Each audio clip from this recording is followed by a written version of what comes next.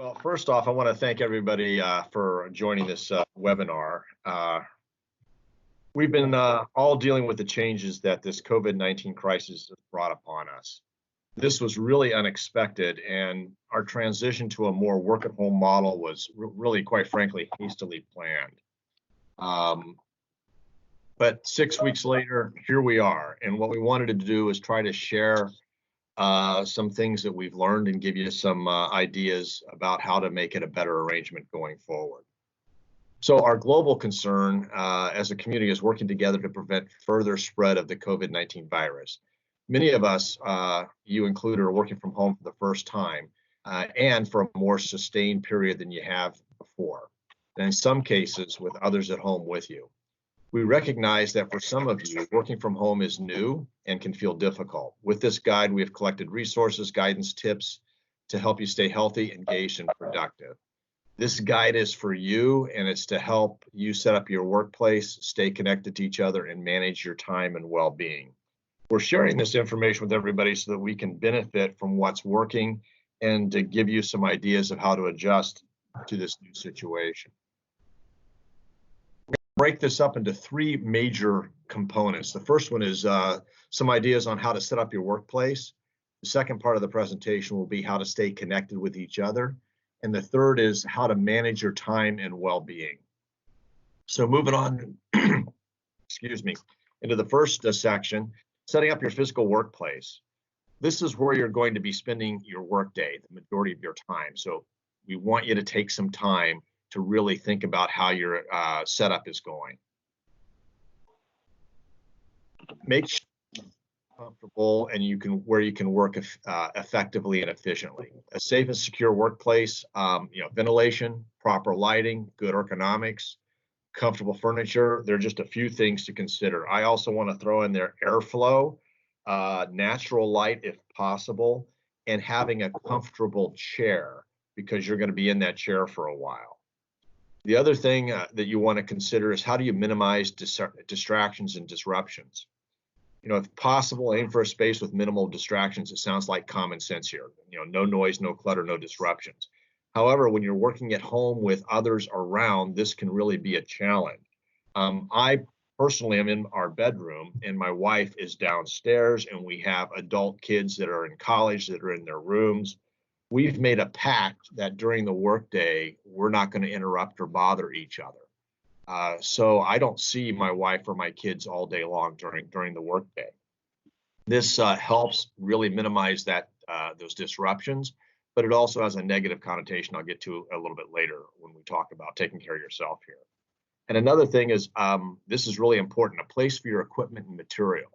You need to identify a workplace where your equipment and materials can remain undisturbed, even if you have to move around during the day. For me, it's important for me to have a physical break between going to work and then coming home. So I've carved off a part of our bedroom as my workspace, and then I put up a partition to keep it separate from the rest of the bedroom while I'm working from home during this period of time. But I really need that leave it behind kind of approach. Also, when you're setting up your virtual workspace, you need to be able to continue to collaborate through the internet, and that brings its own challenges sometimes. It sounds like common sense again, but use your best internet connection. If you have a wired connection, plug it in. Use the wired connection. It's going to be better than the wireless. Also, you need to consider how far you are from your router and any obstacles that might affect the quality of your connection. One of the things that we've done in our household is we've taken all of our phones off the wireless network. So we're all on our CDMA networks. That just gives us more bandwidth. I've also learned to take my phone when I'm on a Teams meeting and move it to another room because it tends to interrupt broadcast for some reason. I'm not sure if that's a wives' tale or I'm making it up, but I found that helps. And the other thing is part of our pact with our family is during the workday, we don't have any streaming of movies or shows unless it's required by work or by the educational system. So we're really trying to maximize that bandwidth. The other thing is some of us are probably using new applications. Think secure. Our IT group has gone to great lengths. We're currently going through training on cybersecurity. But if you have any questions about any applications or anything that you're downloading or using, just send support at gafcon.com an email, and they'll jump in and help guide you through that. And finally, we're all using our mobile phones more now since we don't have desk phones and we're not talking with each other. Some of us are going to be installing new apps, and use what you can use there. But remember, if you're bogging down your local Wi-Fi, that can become a problem, which is something we've had happen in our neighborhood and our household. Get your video ready. All right. Use your webcam to help connect with colleagues and customers. Video on when possible. I know this does eat up more bandwidth. However, it makes everybody feel like you're more included in a meeting and people interact better. You can be more engaged. You get to see facial expression. I personally really struggle with this because I've relied on nonverbal communication for most of my career. I'm an HR person. I like to talk to people face to face. So as a courtesy to others to help them, it does matter. So try to be on video when possible. Check your surroundings. I've tried to blur my background here because, as you know, I am working from my bedroom, and you don't need those distractions when I'm on a call or in a presentation. So there are a number of background choices that you have that Tiffany can jump in here and tell you about them. But just make sure you think of that. Blur your background, use one of those backgrounds while you can. And finally, camera framing. Tiffany helped me set this up this morning. 2/3 up the screen. I'm trying to face the screen. I'm trying to be lit from the front, not backlit, to make it better. So Tiffany, do you want to talk about different background choices and how to find them? So you don't have to do this now, but after the meeting, you can stay on the Teams. And if you hover over the meeting controls, you'll see 3 dots that says more actions. That more actions will allow you to enable backgrounds. Some of you may not have your Windows 10 upgraded to the version 1909. However, I can help you with that after the meeting. So you want to do more actions, click backgrounds, and you can blur background. You can also download a set of Gafcon backgrounds like the one I have here. And then the other thing I was going to mention is that if you don't have a good microphone speaker, you can put in an asset request for a Bluetooth microphone speaker like the one I have here. This is $25 on Amazon, but asset request will get you one. All right. Tiffany, we have we're getting a reverberation, so somebody's not on mute. I think I'm going to go ahead and mute everyone, and then we'll just go from there. Keep going. Okay. Yeah, thanks, Paul. All right, stay connected to each other. In this period of time when we have moved toward working more from home, social isolation is becoming a real risk right now, and we want you to be aware of that. Part of our pact here in my household not to disturb each other during the workday has really at times led me to feel a little bit lonely. I'm used to that interaction at work. I'm used to running into people in the halls, and that's going to affect more and more people as time goes on. So a couple of things we want to point out here that we want you to focus upon is in communicating. There's just many ways to stay connected while working from home. The first thing that we want to focus on here is communicate often. Make it a habit to reach out to your colleagues and stakeholders. You can open a team channel. You can share documents. You can share progress. The message here is to over communicate. And if you're a manager, you need to be providing more support in this environment. The second thing that we want to point out is make some space for fun. Use Teams channels for sharing pictures, gifs, funny stories, whatever. And then the third point we want to make here is virtual water coolers. So we are missing that in the hallway or water cooler chit chat and talk. So ping and chit chat with each other. That's part of what we want you to be using the feature in Teams for. But Tiffany, once again, your group has done some very interesting things to help facilitate communications within your team. Would you mind sharing some of that with us? Yes, so just so you know, there is a little feedback with Jeff's machine and mine. So Jeff can turn a speaker down a little. That'll probably help. Everyone else is muted. So communicate often. A lot of the things we do is we do have a twice a month virtual happy hour where the team gets on and basically just checks in with each. And we got to see the little 4-month-old babies. We have 2 little Gafcon babies right now on our team, so that was fun to visit with them last night. The other thing we do is we just make sure that we have a devoted COVID channel on our PMIS team so that we can send little notes to each other and just kind of, you know, make each other feel better about this situation, send little videos or whatever. And then lastly, we do spend about 5 minutes on our daily check-in just talking about how we're feeling, how we're doing, and just making sure everybody's connected. We have a lot of people that are single and home by themselves, and we just like to check in and make sure they're doing okay. Good, thank you. The next item that we want to talk about is how to collaborate better using technology. We do have this amazing Teams tool here. It has many, many features. This isn't a Teams presentation, but learn how to use it. And I can point you to some ideas for that here in a second. But ideate, iterate in real time. So share content with your audience. You can screen share like I'm doing now. You can edit in real time. There's also a feature called a whiteboard that Tiffany will talk about in a couple of minutes that you can use as a digital canvas. The second point here to point out is all of us are starting to attend more and more digital events, both on our personal lives and at work. So your events going by just hosting these virtual meetings, broadcasting the video, and you can have, like we're having here, a very large online audience. And virtual huddles. Don't be afraid to call a quick 5 or 10 or 15-minute meeting on the fly with your coworkers, to jump into a Teams meeting, turn on your cameras, and talk through an issue or a situation or something that's going on at work. That's part of what this technology really allows us to do. So Tiffany, you wanted to tell us a little bit more about that whiteboard feature and how that works.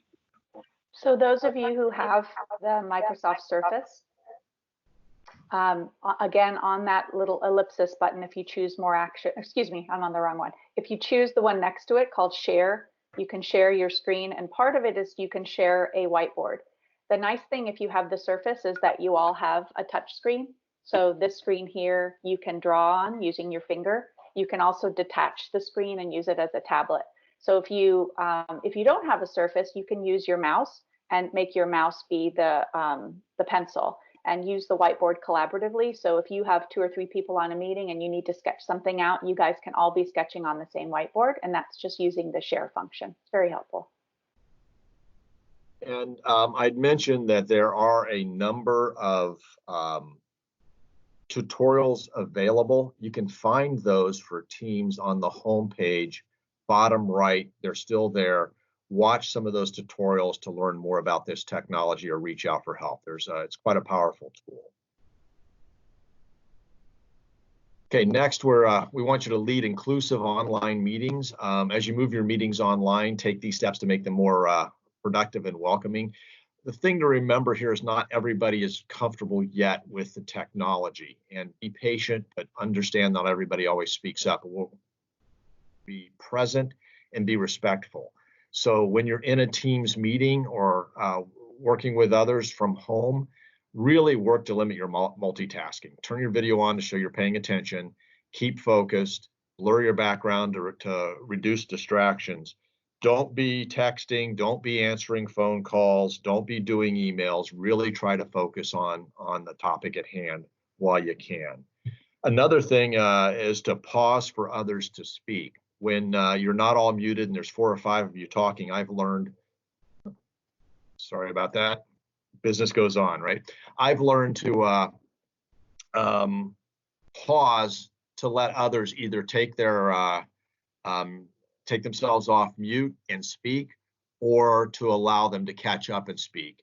That's a skill that you can learn. I just think a little bit more patience when we're in some of these meetings will help give others a chance to And finally, monitor meeting chat. People may not feel comfortable breaking into the conversation, or they don't want to interrupt the flow of ideas, but they can still use the chat feature to bring up a point without interrupting. And Tiffany, you wanted to talk a little bit about that. It's right here's the chat function. Right. But So if you, sorry, I gotta let that echo go. If you hover over the controls again, to the right of that ellipsis is the chat button, and it's going to highlight with a red dot if there is an open chat going on. So if you have a meeting structured, you may want to have somebody monitoring chat while people are speaking to make sure if anyone wants to virtually raise their hand and make a comment. The other thing is, like we're doing today, we'll have people chat their questions, and then at the end of the meeting, we can read the questions and respond.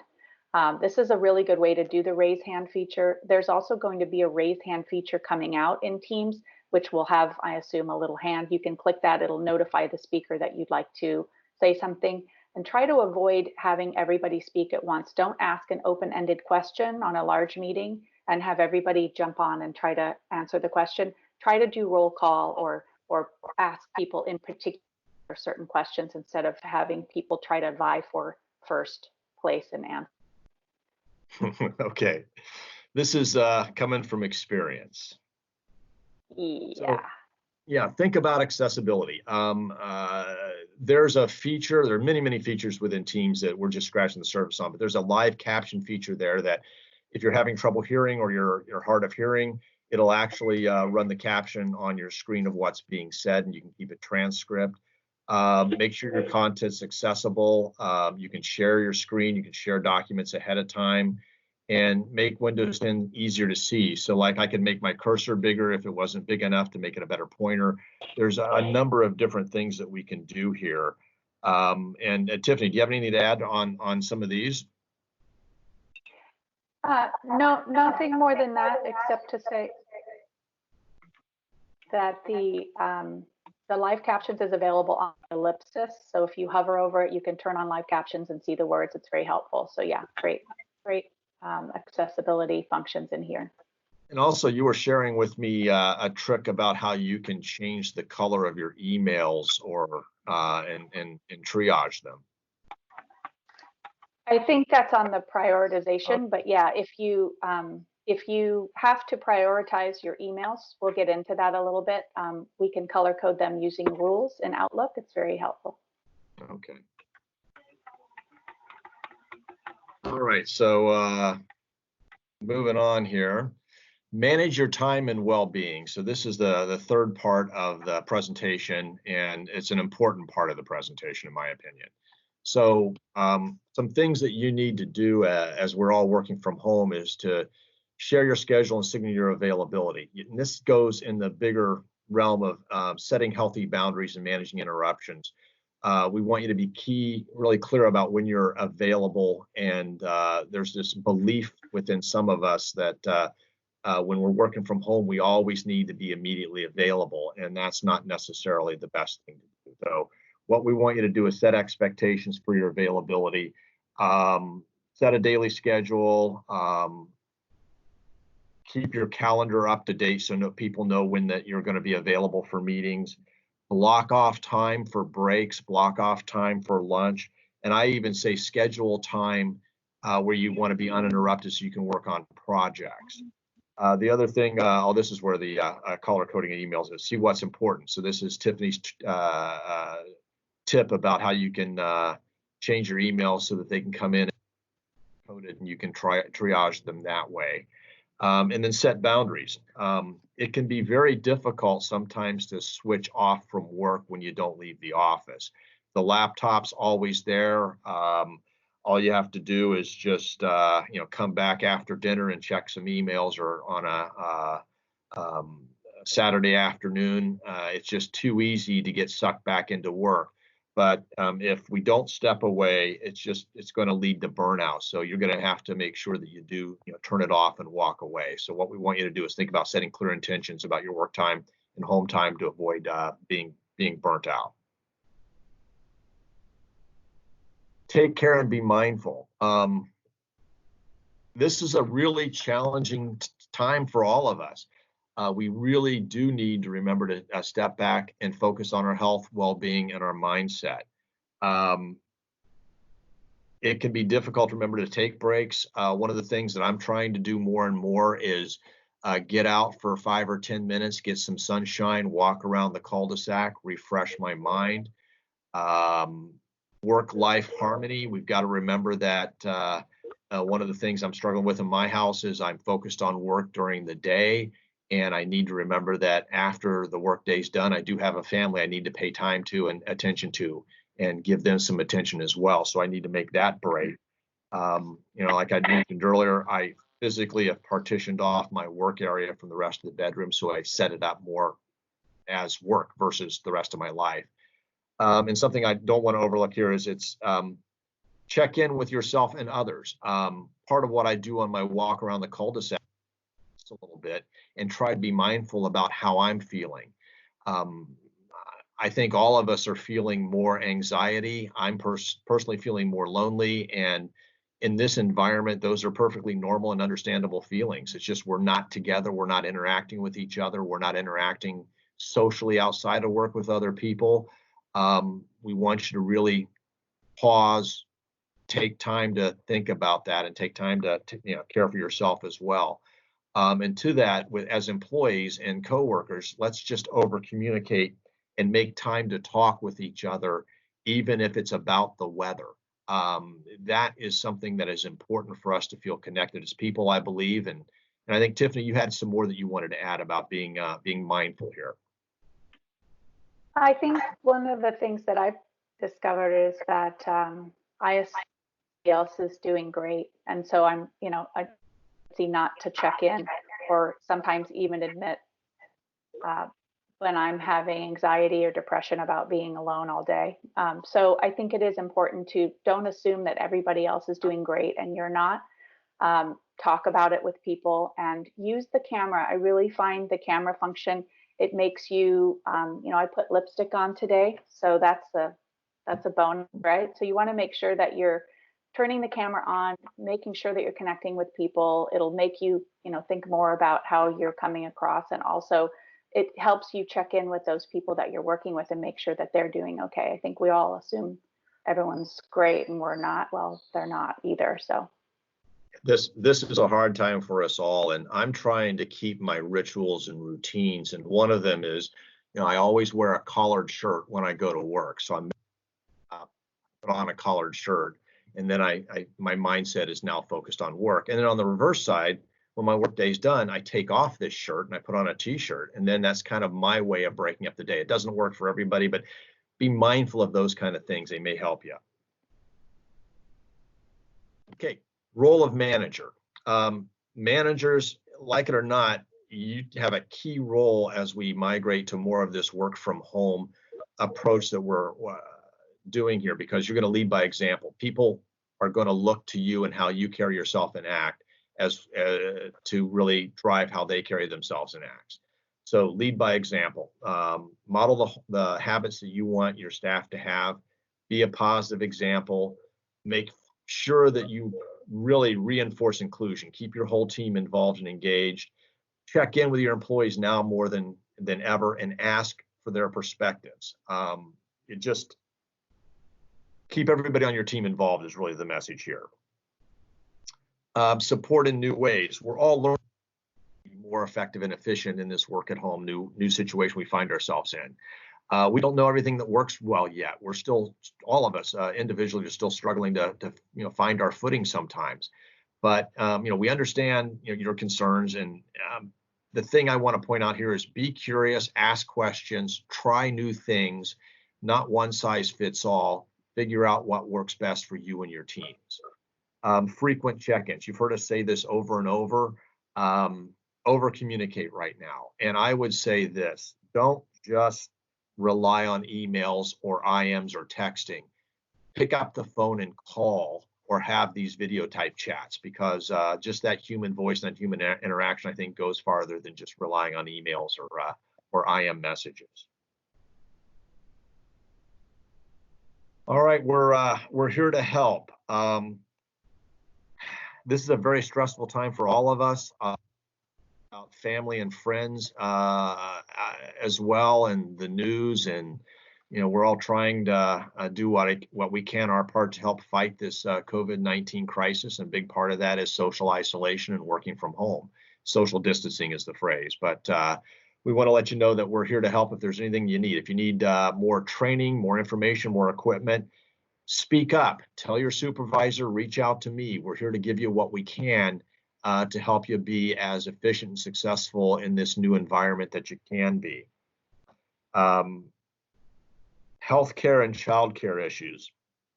There have been a plethora of new regulations and laws passed to assist employees and working families during this pandemic. If you have any healthcare or childcare issues, or think that there's something you may need some assistance with, call me. We'll discuss it. These are complex laws, but we'll try to figure out if any apply to you and how we can help you out in that regard. And finally, we want to remind everybody that we do have an employee assistance program. This is a confidential program. We don't know who calls. We don't know how many times you may call, but it's 24 hours a day, 7 days a week. Helpline. It's the 1-800 number down at the bottom. Call them. They'll give you an unbiased third-party discussion about what you're dealing with there. So, Tiffany, do you have any more to add here? Same goes for, oh, I'm gonna let that go. Same goes for the help. So you can email support@gafcon.com for any IT support issues. If you would like more help using Teams, the Gafcon homepage has the Teams videos, like Jeff said, and me or my team's always available if you just have questions. You can use the chat button inside Teams. So not the one in the meeting, but if you go up to the top left of the Teams, you've got activity, chat, Teams, calendar. If you click on chat and type my name, you can chat me privately and I can help you resolve anything that you need, or I can get you a training with me or someone on the team. So don't hesitate to reach out.